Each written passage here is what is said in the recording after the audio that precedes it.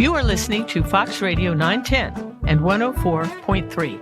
I want to welcome you to Let's Talk About, our weekly radio program sponsored by Crowning Touch Senior Moving Services of Roanoke, Virginia. My name is Linda Ballantyne, the president of Crowning Touch and your host for this series. I interview local characters, service providers, politicians, teachers, entrepreneurs, and business professionals, and each one is dedicated to improving life in our valley. Every person has an interesting perspective to share from all walks of life. So, let's begin today's interview. I'm sitting with Chris Moore, who's the president and founder of Senior Remodeling Experts, just recently rebranded from Solid Rock Enterprises. Thank you so much, Chris, for joining us today. You're welcome, Linda. It's a pleasure to be here. Well, it's so much fun to interview you because you are such an expert, and I cater to seniors all the time, and I see so many of them that want to age in place, and you would be a key consultation to have with anybody that is thinking about doing that, because it's so much harder now there's not enough senior housing. People don't want to leave home anyway, and they need to adapt their surroundings. Well, I think it's so important to have informed consent, if you will. In other words, educated choices. People so often hide their head in the sand, and they don't think about the fact that maybe they're not getting around as well as they used to. Maybe, they might want to consider whether their home is a great place for them to live out the rest of their lives, even though they want to. Right. They love their home, but their home doesn't love them anymore in some cases. And people oftentimes will not, sit down and plan and think about, okay, well, maybe if we make a few changes to this home, it'll work so much better for us. We'll be safer and more comfortable. But people don't like having that conversation. I gotcha. And so even though it can be a difficult conversation, it's one that's well worth having. And, we try to let people know their options, let people know what areas could become a bottleneck if their mobility declines, if their cognition declines, if, their hearing or sight starts to go downhill. Here's some areas that in our experience, we've seen that people have struggles. Well, you have lots of experience. I loved reading, your website. I understand that you were trained by a craftsman back in 1986, and that launched you in the right direction. I think that was a great foundation for you because you became used to real quality work. Yeah, it was. And that was my first construction job, 1986. I'm sitting in the employment office in Palm Springs, California, and need a few bucks in my pocket. And a call came in for a carpenter's helper. And I grew up on a farm, did shop class in high school, and so kind of knew what a hammer was. Right. And so, I said, I'll give it a shot. And the man, still remember his name. His name was Karl Hasek. He was a Czechoslovakian-trained pattern maker, which a pattern maker is the person that if you're casting something out of bronze, you make the form out of wood. So it has to be exact. Wow. And he told me a story one time about an assignment that they had in school. They were given 2 blocks of wood and a hand plane, and they had to make the 2 blocks of wood so smooth that you could pick up one with the other like 2 pieces of glass where there's a vacuum. And if you don't come back till you get it done. Wow. And that was his philosophy. Do it right or don't do it at all. And so that was absolutely a great, foundation for me. Started my company in 2001. And through the first several years, we were doing new construction, framing, big houses with curved staircases and fancy. Right up your alley. Right up my alley, And it's so funny because I come full circle. And now, I help people have homes that don't have stairs or that they don't need to rely on the stairs after, learning this craft of building curved staircases. How I got into the aging in place was 2008 and the financial reset, Great Recession, whatever you want to call it. Sure. All of those great big houses, nobody was building them anymore. And about that time, my mother and father, who had been living in Arizona in an age-restricted community for 15 years, and my mother had a stroke. And so they moved back to Virginia to get a little help, and they bought a house. And my mother fell and broke her pelvis not long after they came home. She was in the hospital in the rehab and was coming home to this house, and there were 7 or 8 steps to get in the house, and she was in a wheelchair. Wow. And, getting a wheelchair up 7 or 8 steps isn't any fun. No. And so we built our very first wheelchair ramp. And in the process of doing that, I realized there's lots of people who are in this very situation. That's right. And started to become educated myself on, what kinds of struggles people have and what are the common home modifications that would, make the biggest difference for people. And so now you are a contractor. Your son is working with you. What a blessing that is. It is. Yeah. Yeah. Joey is, all my boys, when they were young, I started them in the summers at 14, and every one of them had 4 sons and 2 daughters. And all 4 of my boys said, there has got to be an easier way to make a living. And Joey, after he tried a bunch of other things, he said, all this other work is hard too. And so I might as well come back and, be part of the family business and carry on the legacy. So that's a great blessing to me. Well, I love that. I love that. It's a real joy for you. I know. You have all sorts of other professional certifications. I know you're a member of the National Home Builders Association, correct? Yeah.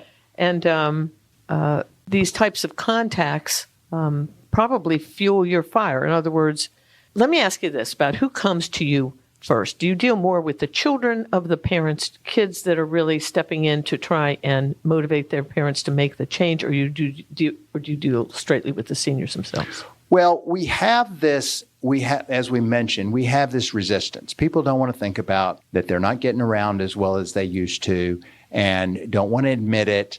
And a lot of times it is the grown children who are concerned about their parents. The week after Thanksgiving, our phone rings off the hook because, the kids come home for Thanksgiving and they say, wow, mom or dad or loved one has really gone downhill since last year, and I'm concerned about them living alone and, wanted to see what we could do about it. And, then oftentimes we get to the house and the mom or dad said, no, I'm fine. I don't know what she's talking about. Yeah, right. And so you have to be a bit of a detective. You have to be a bit of a counselor.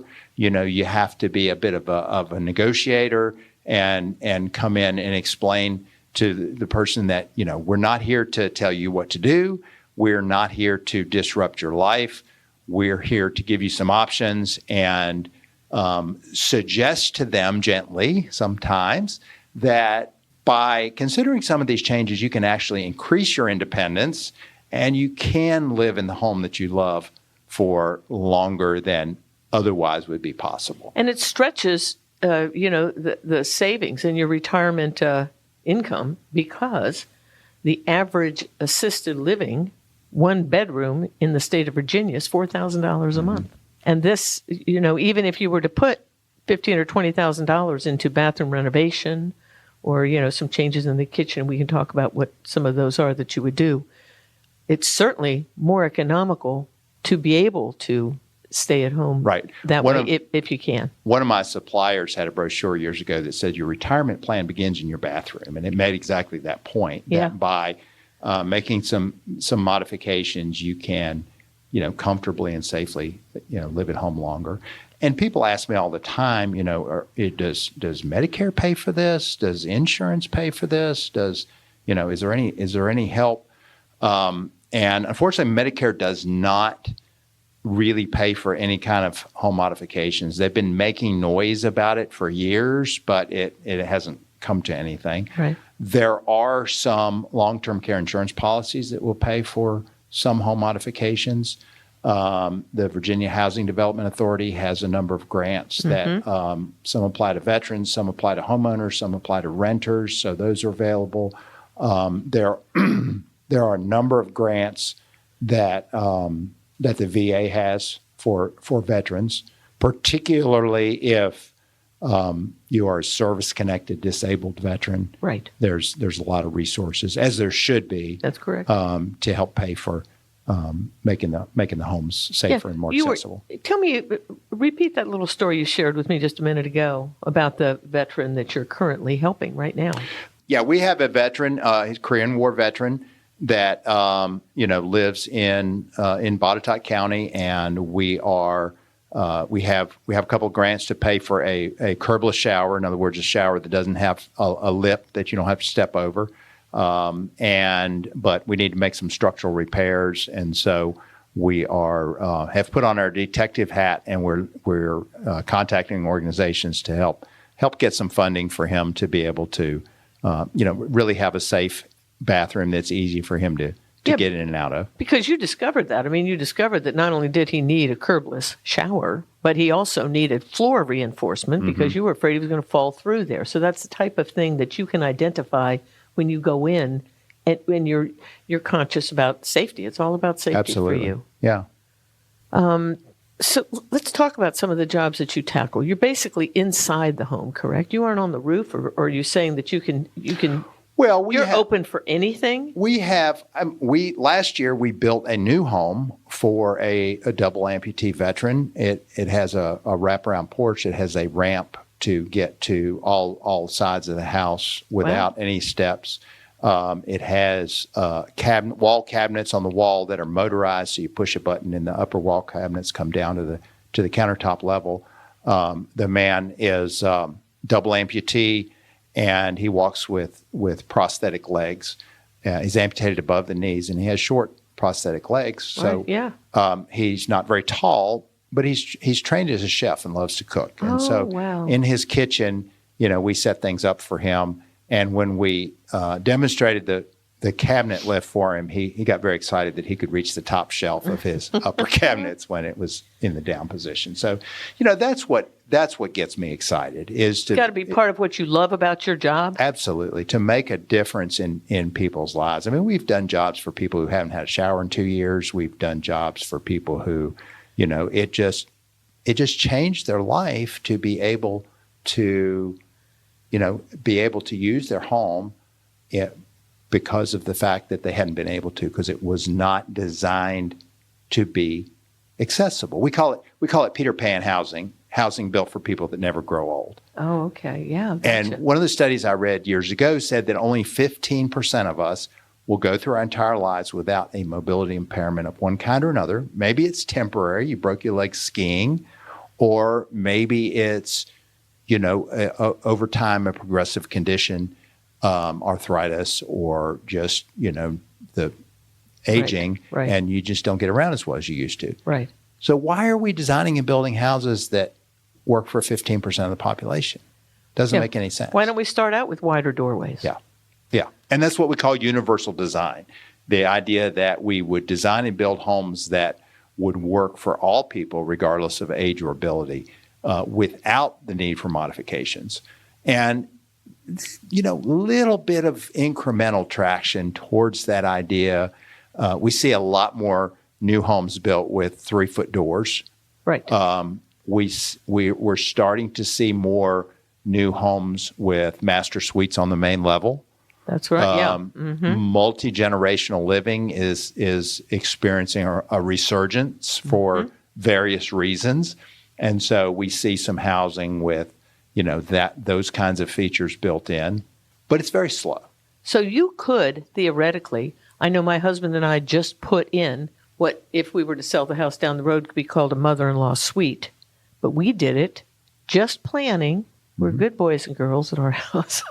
And we planned for a caregiver to be able to live in the lower portion of our house, which we never use. Right. So we went ahead and put in a whole kitchen. There's a laundry, there's a bathroom, bedroom, fireplace. I mean, it's a nice place. We furnished it. It's ready. Right. For whenever. Right. But so that's the type of thing that you can do. And there are a lot of homes, here in Roanoke, Virginia, we have a lot of basements. We have a lot of those places that people really don't use much. I'm in their homes because I'm moving them out, or moving them other places. Sure. But it's the type of thing where I look at a house. And now I'm looking at it in a different way now that I've done mine. I can see that there's real potential to go ahead and adapt. And it didn't cost us much money because we did a lot of it ourselves. But, if you were to go in and people can call you, you could come on out there and go ahead and give them an idea. Absolutely. Of what it would cost for them. Yeah. And, so I said we built that new home. We have 2 additions in the works that both of them are for veterans, where we're adding on to the home and adding accessible bathrooms and bedroom extensions and laundry areas and that kind of thing. So, what do you think you do the most of? If you consider bathrooms and kitchens, and What is the number one rehabilitative project inside a home that you think you do the most of? We do a lot of bathrooms. Yeah. You know, bathrooms are an area where more often than not, people begin to have struggles. And getting in the house. I mean, having at least one 0-step entry. I told you a story about my mother and trying to get the wheelchair, Up to 7 steps, in the house. And so creating a 0-step entry somewhere into the house, whether that be inside a garage, whether it be at a back door, whether it be at a front door, whether it be a ramp, whether it be a lift of some kind. On new construction, simply, and you have an attached garage, simply make the garage floor the same height as the house floor. Yeah, right. And a wide enough door between the garage and the house. And you've got it. And you're there. You just pull in the garage and, and that not only helps people in a wheelchair, the guy delivering your new refrigerator is going to love you. Yeah. And, the young couple with the baby in the baby stroller, it's great for them. I mean, you think about a baby in a stroller. That's right. Oh, that's right. You have the same struggles as you have with a wheelchair. Yeah, and you want to get them in the house, and they're frequently still asleep, and you don't want to have to struggle and do all Right. that. And it's raining or sleeting. Yeah, I know. Yeah.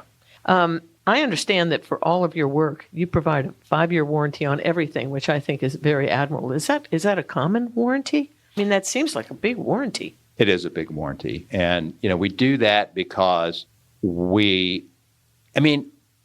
construction's expensive. Everything's expensive these days, right? Yeah.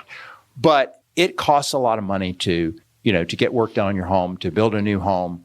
Building materials have gone through the roof.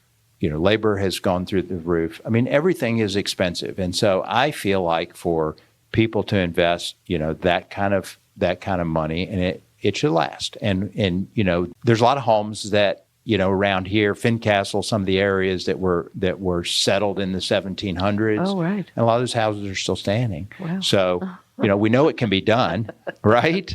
And so I just feel like it's important to, do quality work and stand behind it.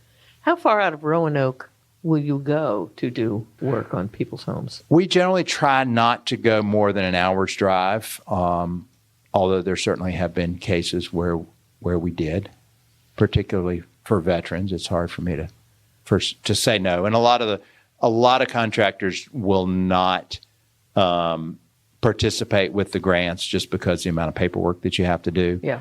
And so, I have a soft spot for these veterans, and so we tend to I gotcha. to bend our perimeter a little bit.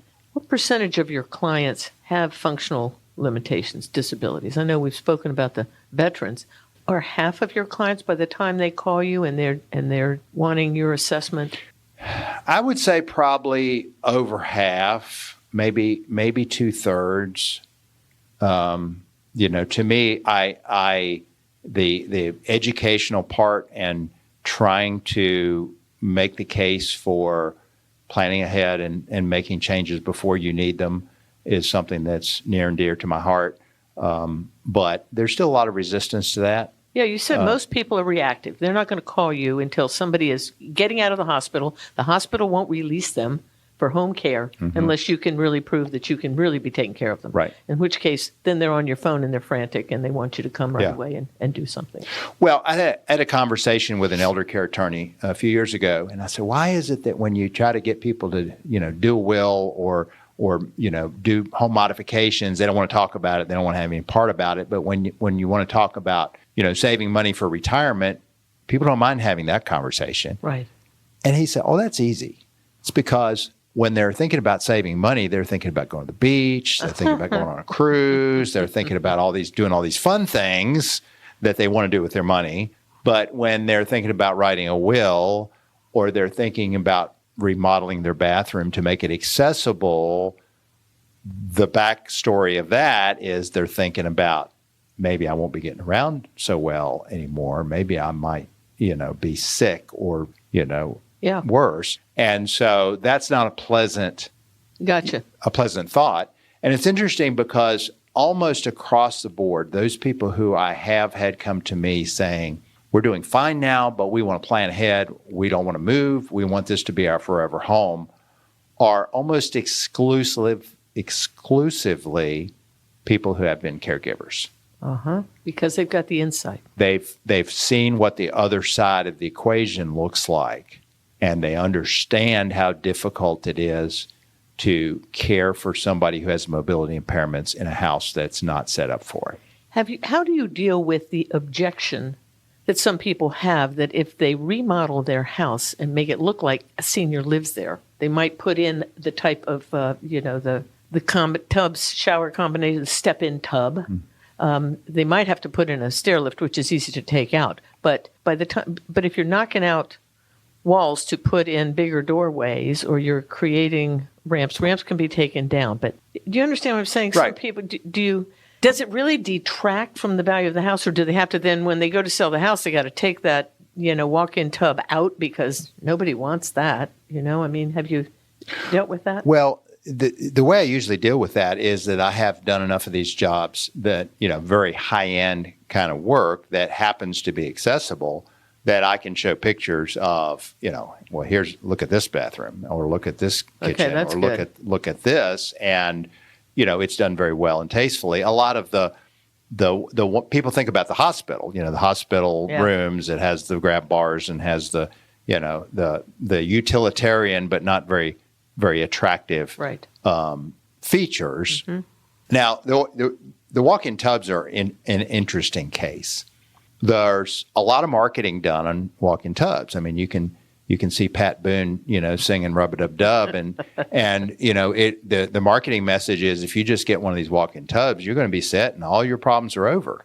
And that's simply not the case. Right.